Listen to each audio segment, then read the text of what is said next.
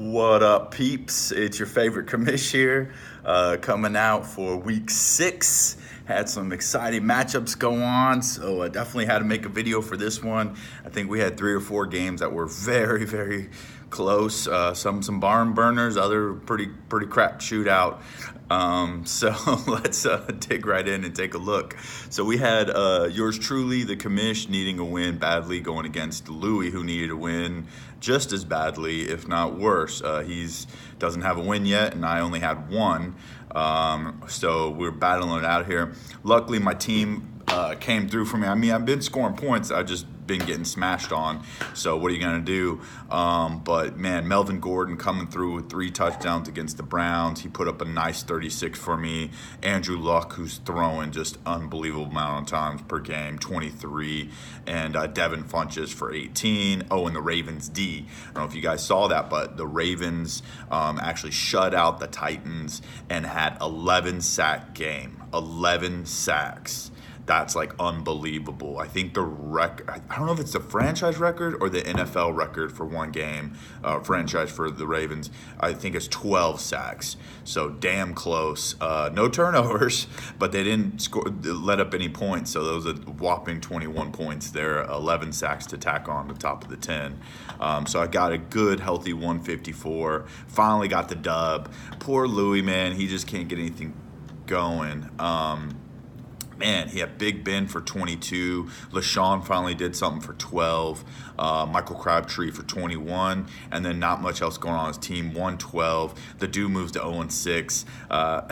I don't want to declare anybody out of playoffs, but Louis would damn near have to win every game here on out and win a tiebreaker, which goes to points scored. And I think he has the lowest amounts of points in the league. So he's all but out, very close to it. So Louis, appreciate you having fun with us this league. Keep setting your lineup, but not looking good for your playoff aspirations at this point, brah.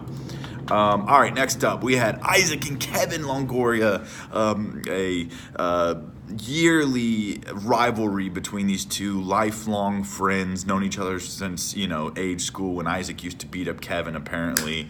Now Kevin claims he'll beat up Isaac, so yeah, it's a great battle there. But good friends, lifelong friends going at it. A lot of shit talking going on in this one, and man, it was a close one, real close one. So Isaac got the dub on Monday night with his kicker. Kevin was pretty confident he needed 12 from his kicker to go. So Isaac had a big game from Saquon Barkley for 39 whopping points on Thursday night, 31 from Jameis Winston against the lowly Atlanta defense, and not too much else. Eric Ebron's been on fire. He did some work. And then on Kevin's side, he had 23 from Sony Michel. He had 30 from Adam Thielen, who is the #1 fantasy receiver this year. He's caught 100 yards the first 6 games. I don't think any player's ever even done 5 before. He did 5, and then he did 6. He's the most targeted player, I think, and has the most fantasy points through 6 weeks. So this dude's an undrafted free agent too, so it's pretty amazing for him to be doing what he's doing. 31 from Kareem Hunt, who had a huge game on Sunday night. Kareem and Sony Michel, both for Kevin, just had really big nights, and it wasn't looking good for Isaac. I know Isaac was feeling bad about that. And then goose egg from Ryan Suckup because of the shutout that I talked to you guys about. That's the Tennessee kicker. So going into Monday night, Isaac was down 12, and if he tied it, he would win because I think it's bench points for the tiebreaker, and Isaac had him at bench points. Well, Robbie Gould only had 1 field goal right before halftime, so it was looking pretty good for Kevin. Green Bay was looking like they were beating San Francisco. I think they were, but it looked like it was going to be a touchdown game. They were scoring a lot of touchdowns, and so it didn't look like a lot of field goals. But Robbie Gould, 3 field goals in the second half. I think 2 40-yarders and a 50-yarder, or a 40, a 30, and a 50. Polished off Kevin, 15 points from Gould. Isaac, I will say though, Kevin mentioned this, and I want to let y'all guys battle it, but you were pretty silent after Monday, almost all Monday night, until the win came, until the kick came, and then you lit up.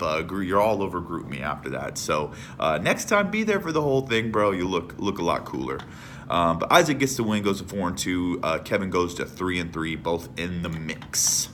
Next up, it was another super close one. This was a great game that came down to Monday night as well. Vic Ramirez, my boy Vic, versus Juicy J, Gronk Smash. Gronk hadn't been doing shit, and really didn't do shit Sunday night either until the very end of the game. He had 2 passes in the final 3 minutes for like 90 fucking yards. But they held him down pretty good in KC. He's having a pretty off year. So both guys had really big games, 170 to 168. Juicy J had Todd Gurley doing work as usual, 3 touchdowns, 38 points, 31 for Marquise Goodwin, which I'll talk about in a second, 12 from Gronk, 13 from Christian Kirk, 22 from Texans D, whooped up on Buffalo, got the dub at the end. It was a very ugly game, but got the dub because thank you, Nathan Peterman, for pick-sicking. 2 picks, final 3 or 4 minutes. One's a pick 6, gets the win.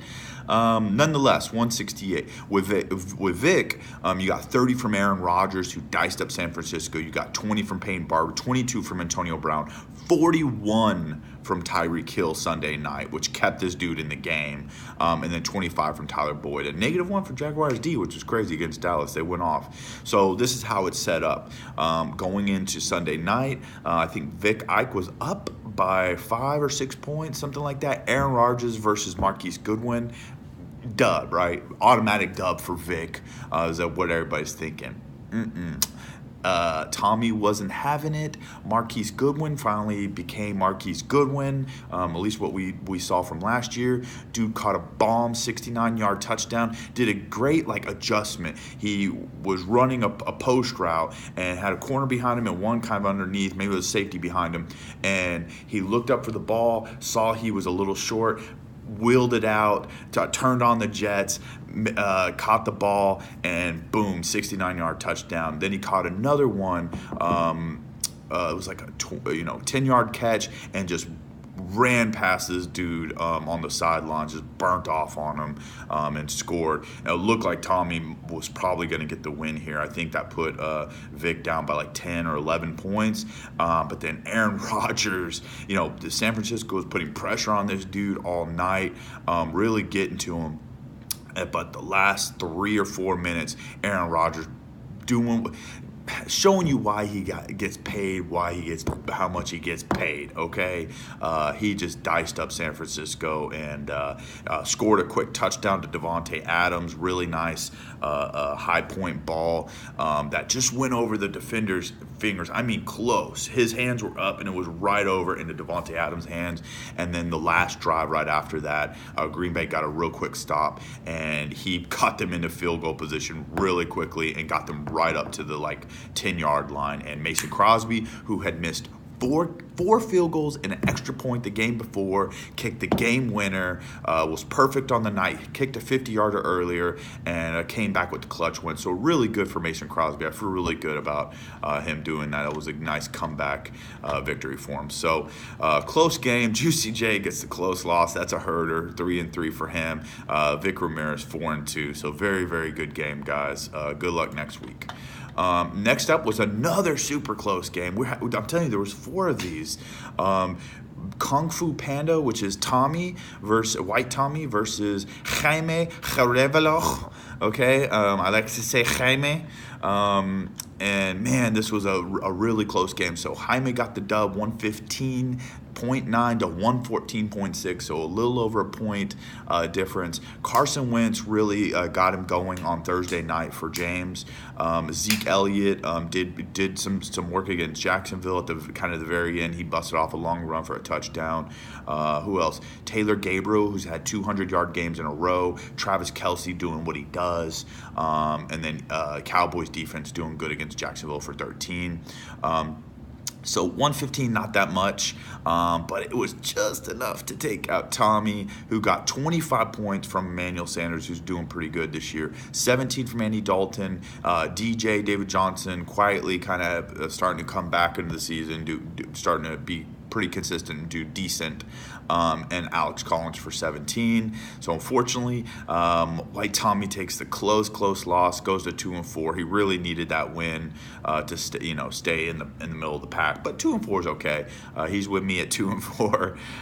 And then James Arevalo goes to 3-3. So that was a pretty critical game for either one of them. Next up was Johnny Arispe versus Tal.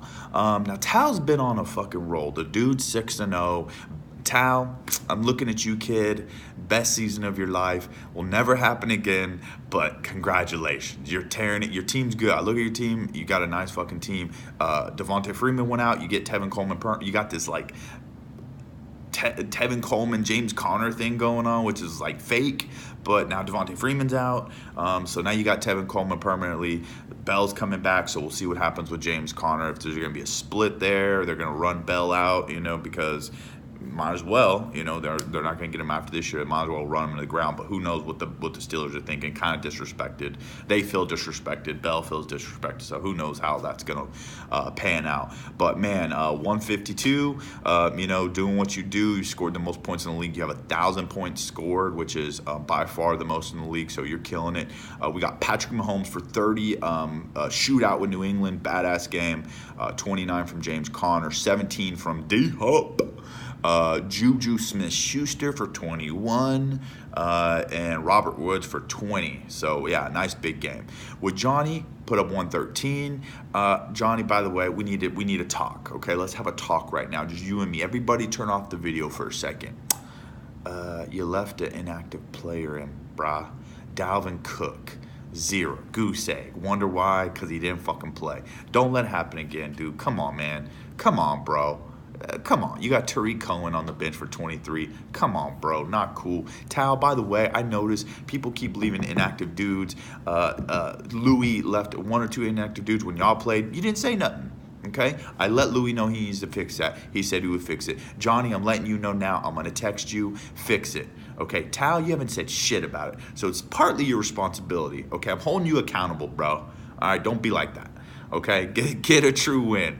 Nonetheless,